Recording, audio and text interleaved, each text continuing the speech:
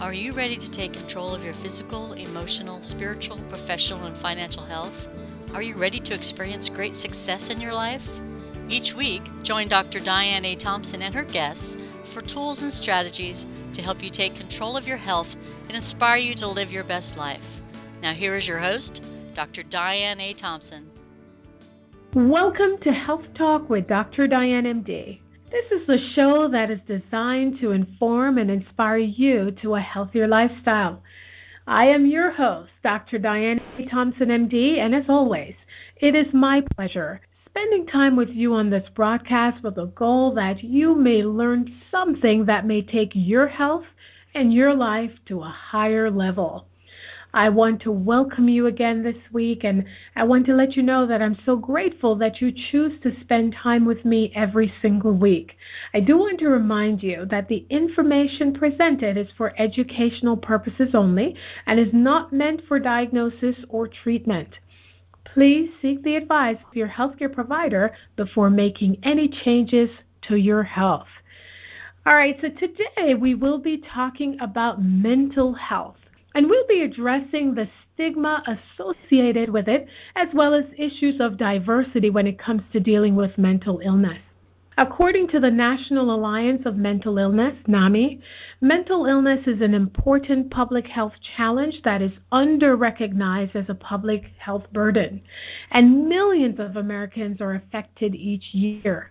It is often said that mental illness plays an enormous role in some of our social situations, such as homelessness and drug abuse, incarceration, joblessness, and poverty. According to the World Health Organization 2013 statistics, 4 of the 6 leading causes of years lived with disability are depression, alcohol use disorders, schizophrenia, and bipolar disorder.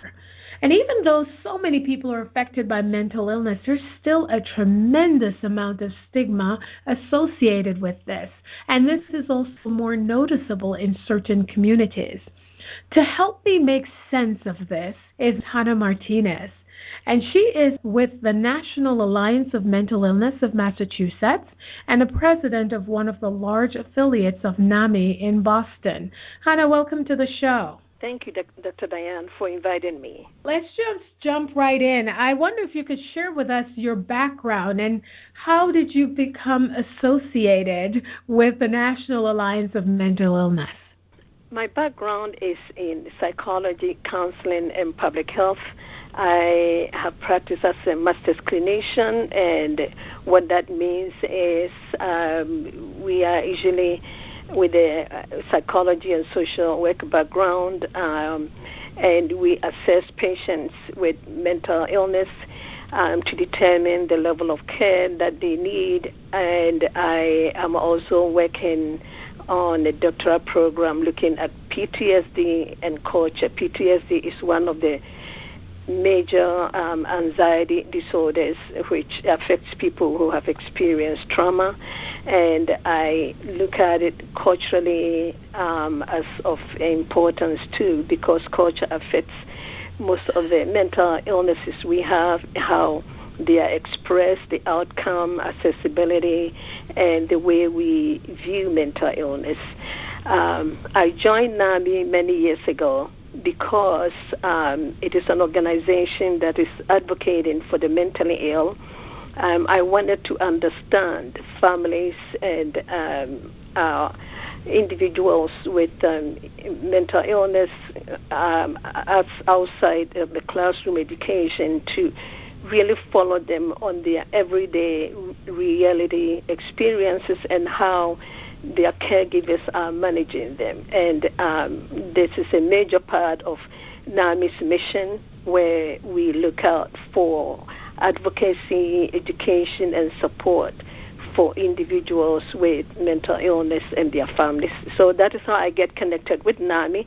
And the other aspect of it also is I wanted to get the chance to explore the extent of diversity and how disparities are being managed within the organization. All right, and one of the things you describe yourself as is a crisis mental health clinician. What is that, and at what point during the process would your services be rendered? Well, social workers and psychologists perform different aspects of mental illness. It comes in different categories. For master's clinicians, we do more on assessing or evaluating patients who are in crisis for emotional condition, mental health condition, where they are quite unstable and needed to be evaluated, assessed for the proper treatment to stabilize them. So essentially, crisis clinicians, we are the first line to be called to the hospitals or usually to the emergency rooms or other settings like clinics or even homes and community centers, wherever a loved one or somebody noticing a person experiencing emotional crisis. So we do the assessment looking at the symptoms they are presenting at the time, the history, other factors that we put together. But the key thing is to ensure that that patient is safe. Safety is the key situation that we are looking at. So whatever conditions that is exacerbating their mental illness at the time or mental condition, we want to make sure that they are safe and others are safe. And if they are at risk of harm to themselves or to others, they become committable, and that is where we place them in a safe area like the hospital to be further evaluated, treated, and stabilized before they can be discharged or move into a continued level of care. There are many, many times that the individuals may not necessarily be committable. They may be having a little bit of difficulty affecting, their performance and function. And as long as they are safe to themselves and others, and their judgment is pretty much in the range of safety and acceptability, we take other levels of care, which may include making sure they have a therapist, or if they don't have one, how to help them to connect with outpatient therapy for continued support and treatment, or if there is substance abuse involved here, how we recommend them for dual treatment. And so that is essentially, we see patients who are in crisis and assess them to determine their level of care, what is appropriate to keep them safe, to keep society safe, and to help them continue in treatment. Talk a little bit about the stigma associated with mental illness. Stigma with mental illness is a big part. And like many other conditions where people don't know much about a situation or a condition, they tend to associate misconceptions or preconceptions. And stigma is a big one that unfortunately surrounds mental illness. We want our American society to know that anything dealing with mental illness or mental illness as a disorder is a brain, medical, physical condition. It is like having diabetes or heart problems, where we know that it's connected with the other organs of the body. And so is the brain. The brain is a major organ. And there are times that certain abnormalities are found about it in structure or the chemicals they produce, and it may affect a person. And what this means is that it is a treatable condition. It's a medical condition, a physical condition, a biological condition, so they can be treated. So it isn't anything to set off false alarm, and that is what stigma is doing, getting people to be very scared or have a bigger level of fear about mental illness, while it is a condition that is just medical condition where we can treat and make the person feel better, and even go into recovery where they can function well afterwards. Unfortunately, there are certain incidences that may happen, violently regarding, mental illness, as we've been seeing on the news lately, conditions that happen at the White House with the woman and the child in the car, or the one that was at the Pentagon area where the person went into a killing rampage.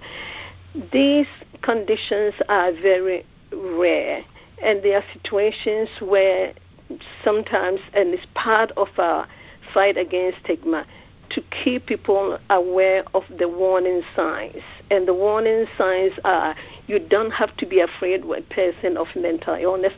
The mentally ill person is not necessarily of a greater danger to society. In fact, in most cases, they are more victims of the abuse, attack, and assaults and ridicule of society. So it takes education. We need to educate society about the fact that the mentally ill is not necessarily a more dangerous person than as the average person or average violent behaviors that we hear about involving people inflicting on their loved ones or friends or family. So the stigma is educating that mental illness is a treatable condition, is a biological condition. There are a lot of false statements or inaccurate statements that go with mental illness. So education against stigma is a fight to undo the misconceptions. Can you elaborate on that? What are some of the negative statements? You did talk about the belief of the violence, but what are some of the negative statements that are often associated with mental illness? Some of the words that community uses for them, this person, is crazy, this person is a lunatic, this person is a retard. All those are highly unacceptable. They are not accurate. All of us as human beings or people, we have a potential to exhibit some amount of overreaction or temperament or situations where reactions to things can overwhelm people around us. So once we hear these things about people with mental illness, we need to educate further that using words like, crazy and lunatic is not necessarily what is happening. It is difficult condition for them or experience for them, and that is where we reach out to help them. The mentally ill are as intelligent. Their illness is not exhibiting at all times. There are many times they function well. The key thing here is treatment. If they are ready to get treatment and they don't let stigma to set them as a barrier from seeking treatment, they can do well. Medications are doing very well in treatment for the more severe forms of mental illness, where we categorize them as bipolar disorder is a serious one. Major depression, sometimes it comes with psychotic features. When we say psychotic features, we mean confused behaviors that are more typical about the person, hearing voices or talking to themselves or claiming to be who they are not. That is delusions.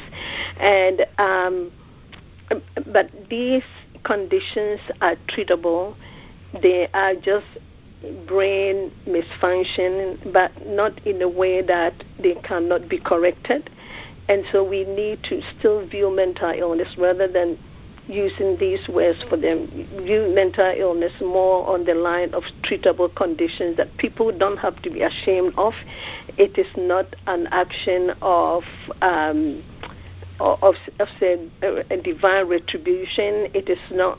It's something that deals with willpower. It is a physical body organ function that needs to be, that may go out of the normal trend and needs to be corrected through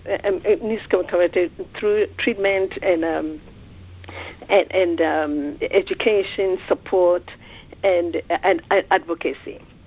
All right, so we will take a short break for our sponsors, and when we return, we will discuss some of the ways in which we can better address mental illness in our communities and provide support for those who are suffering. We'll be right back. You're listening to Health Talk with Dr. Diane, MD, sponsored by FMG Radio. Please visit Dr. Diane and browse her past shows and guest bios at fmgradio.com/Dr. Diane, MD. That's DRDIANE, MD. Welcome back. If you are just joining us, welcome to Health Talk with Dr. Diane, MD. My guest today is Hannah Martinez with the National Alliance on Mental Illness of Massachusetts and president of one of the large affiliates of the NAMI in Boston. Now, we were talking about stigma, and I wonder, are you finding stigma more likely to occur in certain communities? That aspect about variation in stigma, it seems to exist, but sometimes very much so on a fine line. But there are certain communities that we tend to see that stigma is more intense or prevalent among them. And again, it goes to people's overview of what mental illness is. And when we look at overview, we also have to look at culture, the implication of culture, of how different groups of people define mental illness comes to bear as to how people are running away from it or allowing themselves to understand like they will understand any other illness of the body. We tend to see that people, within low-income areas, more in ethnic minority groups, we have to keep in mind that when we look at mental illness and its treatment and education, the pattern is on the medical scientific approach to understanding mental illness, and that is what we see America's treatment approach of mental illness is embedded in the Western scientific medicine, and the approach is seen as the dominant culture approach. However, when we go back to history, mental illness has gone through a very horrific, inglorious pattern or process of how it's being understood or misunderstood. We do have other cultures, so when we look at from the Western culture as opposed to other cultures, we see variations, and the variations to a large extent goes with people not having quite a real understanding of the nature of mental illness. Medical science has taught us clearly that mental illness associates more with brain function. Unfortunately, for many, many places in the world, mental illness still ties in to the old traditional way of seeing it as something that goes beyond science or something that is more supernatural. It has such an enigma to it that people struggle to understand what it is, and in that aspect often tends to tie it into traditional beliefs that may be more giving it frightfulness and fear about mental illness, and also make family members or individuals feel guilty as if it's something that has to do with their own personal characters, and that it may be divine retribution or paying for the sins of the fathers. We shouldn't see it that way at all, but unfortunately it does exist, and so that kind of difference in viewing mental illness tends to also affect the stigma. So we see more stigma, say, looking at many peoples in the developing nations, There, on one hand, the developing nations tend to have a social system which is more like communal, more like community, extended families that tend to give support. People can always feel a sense of connecting with a family member or extended families or the community. And so in that aspect, we look at it clearly as a safety net for protecting or supporting or helping to give strength to mental illness. On the other hand, the prevalence that some communities, ethnic minority communities, strong religious affiliation communities, may tend to feel that it's still coming from the old pattern of thinking that one has to be blamed. It may be something too mystic to get meaning, and it has to tie into the devil, to possession, to God's punishment. So in that aspect, that kind of embarrassment where it tends to let them hide away from reporting or bringing their loved ones with mental illness to seek treatment. So in that, we tend to see that it may be pretty much overlapping with the dominant cultures, but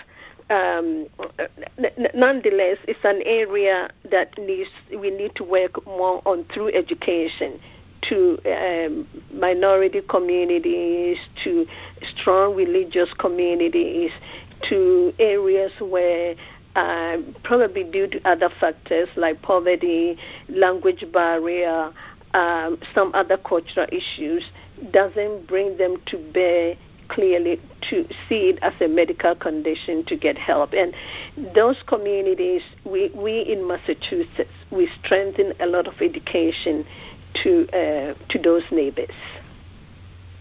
And I'm so glad you addressed that, because I'm from the Caribbean, and I remember my first experience with someone who had a mental illness, and back then we were told that it's, some kind of, they're possessed and that kind of thing. And, it makes it difficult for these people to get the care they need if this is the belief. So I'm glad you guys are providing education to help get rid of those beliefs. Yes. Now, one of the things that's said is that the ethnic minority population is also underserved by mental health services.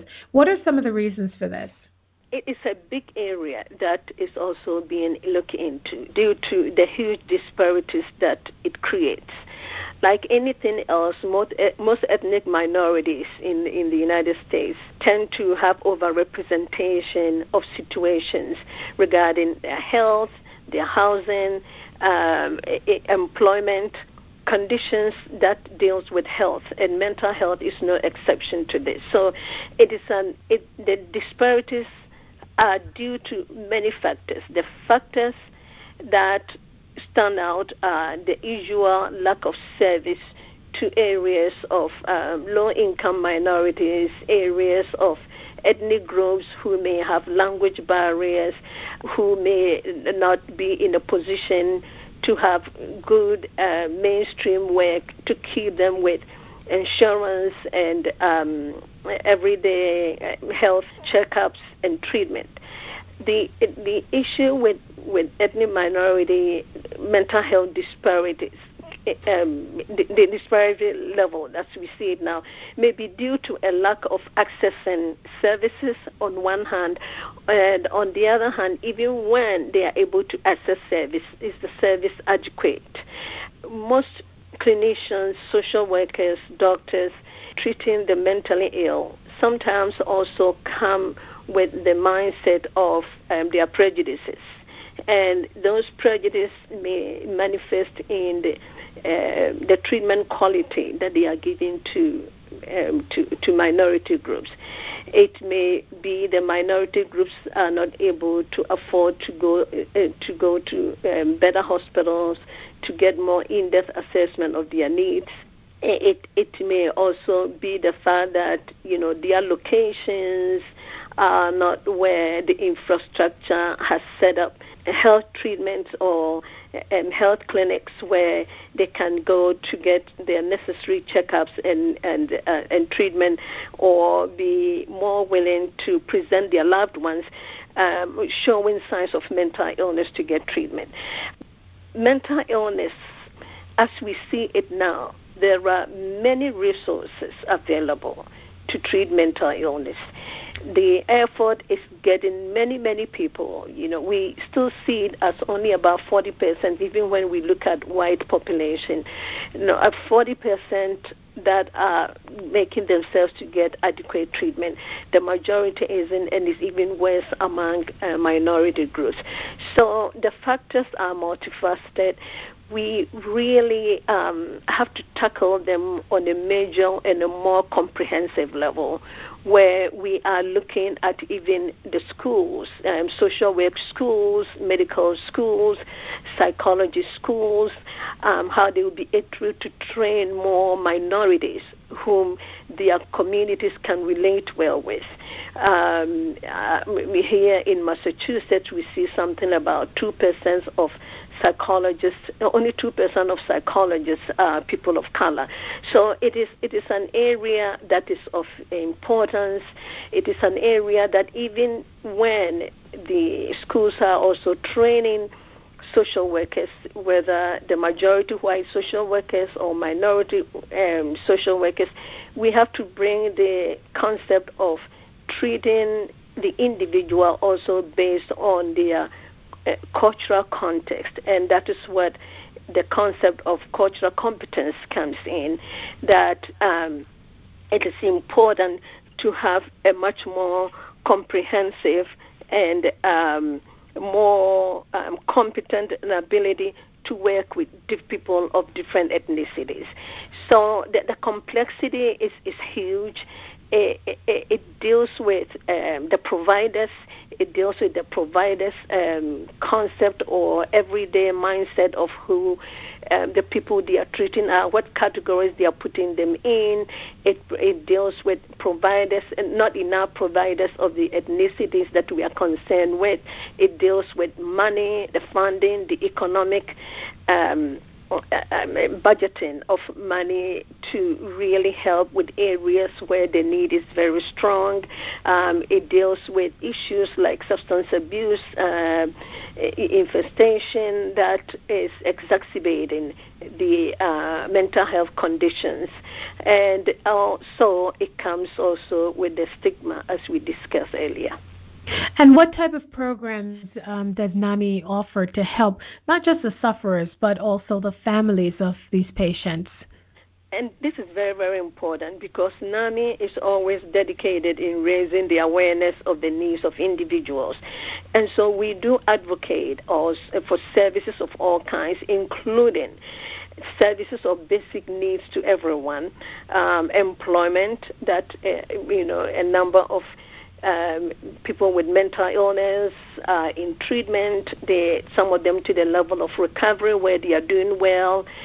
People, as long as they keep having their psychotherapy or counseling treatment and medication treatment where necessary, and getting the community support, they are capable of capable to work. They are capable to go to school.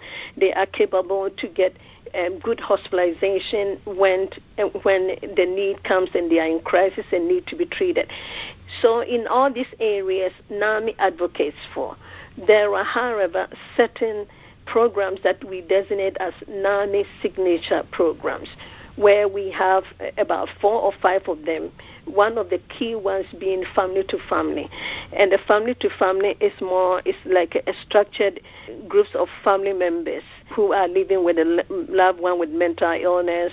They come to this training to learn more about the nature of mental illness, so they can understand why their loved ones are behaving the way they behave.